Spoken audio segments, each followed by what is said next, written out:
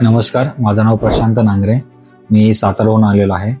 आत्ता hair transplant करून मला 10 दिवस झालेले आहेत. मी 6 वर्ष हेअर पॅच वापरत होतो.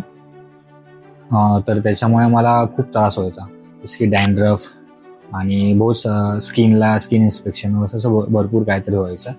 आणि नंतर ना मी माझ्या मित्राने मला सजेशन दिलं ॲलोव्हेरा क्लिनिकबद्दल. तर बोलला एकदा तू तिथे जाऊन भेटून तर ये त्यांना, एकदा व्हिजिट करून ये.